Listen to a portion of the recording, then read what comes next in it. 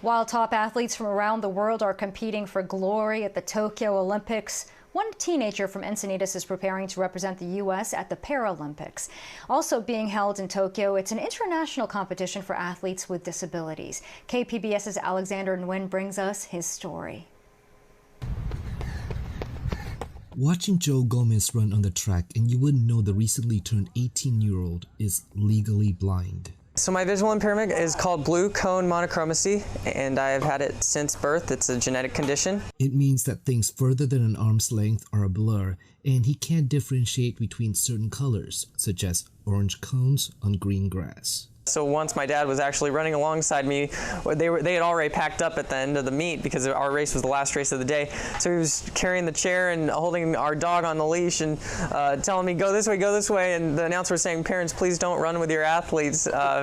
So we had to explain to the announcer after that. In high school, Joe ran with sighted runners. Competing for the Paralympics was never the dream. In fact, Joel and his parents didn't even know about it. It was through a phone call with the U.S. Track and Field Para-Athletics Committee Chairman Richard Robert that the Gomez's learned about the Paralympics. I was the one that contacted him when they would not let Joel wear sunglasses at his competition in high school. And so Richie Robert asked me on the first phone call, he said, well, how fast is he?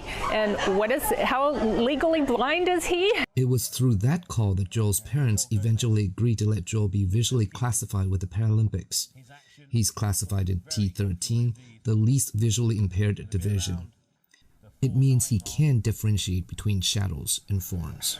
409.39 for Joel Gomez. Very good run by the American.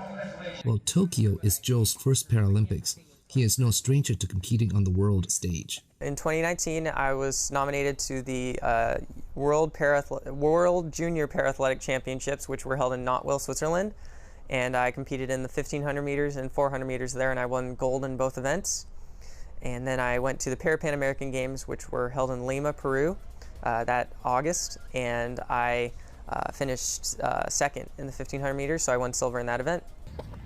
Still, making the U.S. Paralympics team wasn't a sure thing, so when his name was announced, it was just pure ecstasy. It was amazing. Alexander Nguyen, KPBS News.